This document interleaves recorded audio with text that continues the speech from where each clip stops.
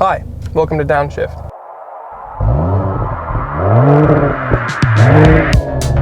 My name is Matt. And this might be the pinnacle of the six-cylinder.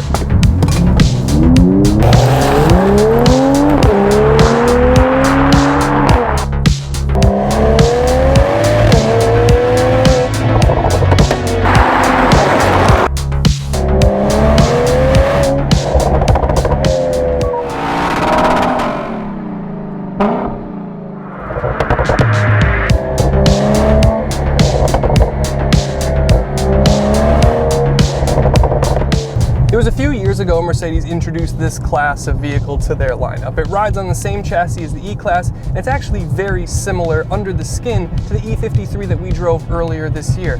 However, what the GLE coupes and the X6s have proved is styling is everything. So this car takes raw style and pedigree of the GTC, S, and R halo cars and brings four doors to that.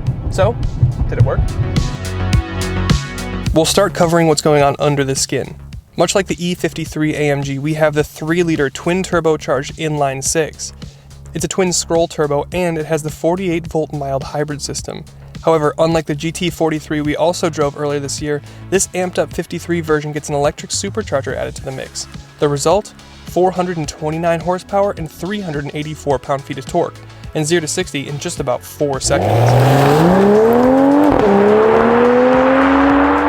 So it's quick. If you need more pace, power, and sound, then you have to go up to the big 4-liter twin-turbocharged, hand-built AMG V8, that's that GT53. However, the power that this mill puts out and the rapidness and the quickness that you get into the power is more than adequate. But it's the sharpness that stands out to me the most. As I've mentioned in other AMG vehicles, it's the incredible drama that you get from the AMG 9-speed transmission. You get drama on upshift, you get drama on downshift, and you get drama on liftoff. I love it. There's drama, but also dialed back into a more civilized drive mode, there's excellent smoothness as well. The 48-volt system fills in electric torque to smooth out start-stop and in between gear changes. And then there's the ride.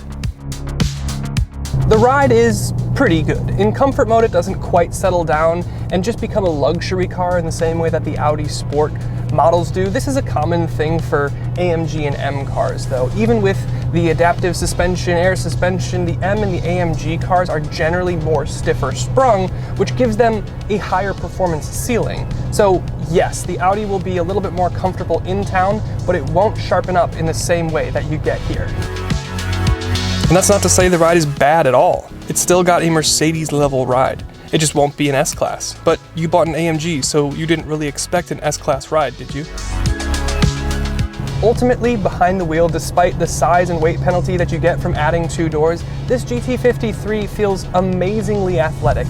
It feels like it's constantly kind of nudging you to push it harder and harder. You've got great drama on shifts, the sound is really good, and it composes itself really, really well, depending on whether you just want to relax or if you want to push it a bit. So with that, let's step outside and talk some finer details.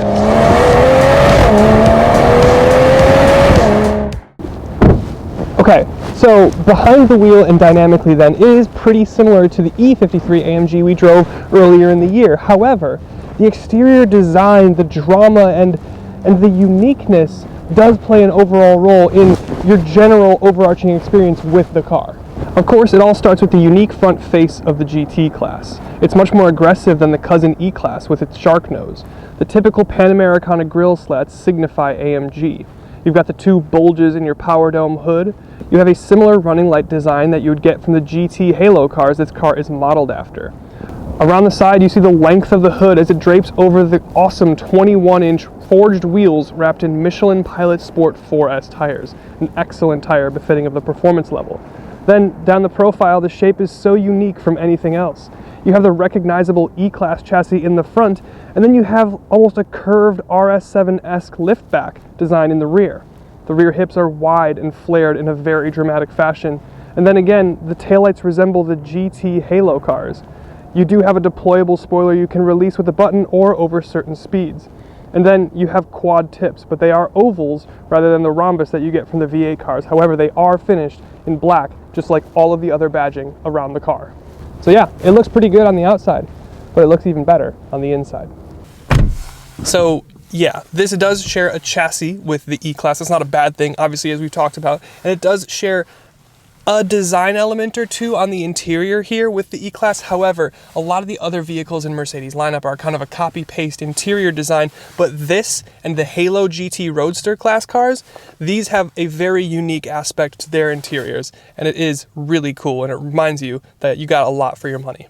You've of course got the big 12.3-inch screens for your cluster and your infotainment system. You've got a nice head-up display with loads of information. You get excellent 360 cameras and parking sensors. You get CarPlay, you get MBUX with more customizability than you'll ever need. But you get all these things in other cars as well. But it's the design of the dash, and more specifically the center console, that set this car apart.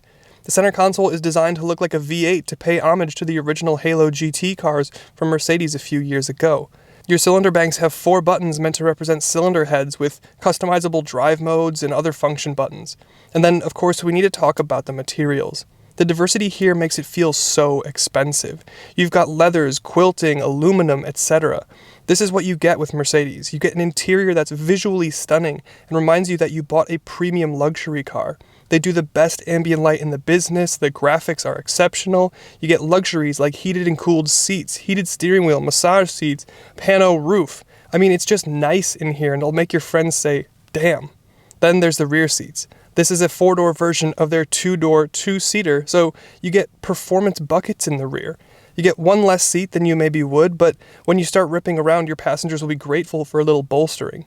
Legroom is fine for 6-footers like myself. Headroom is bordering on a little tight, but that's the price you pay for the gorgeous sloping rear roof design. But ultimately, it's usable for adults. And then the trunk, which is a hatch style and super practical, and depending on the rear seat package you get, you may be even able to fold your rear seats, but even with them up, it's a nice big trunk.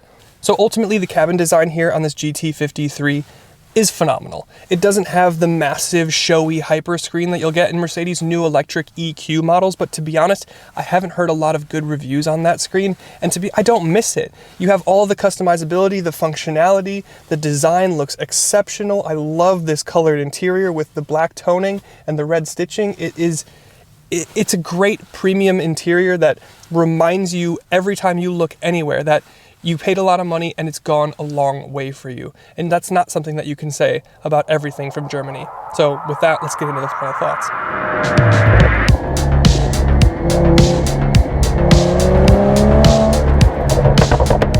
So, the AMG GT53. This class of vehicle reminds me a lot of the 8 Series from BMW, especially in the Grand Coupe. The 5 Series and the E-Class bring more practicality for a bit less money, but they don't give you the style and the prestige that you get here. This GT53 feels more special than your normal car, and that feeling might just be worth it. So thanks to Mercedes-Benz of Milwaukee for letting me have a go, and we'll see you in the next one.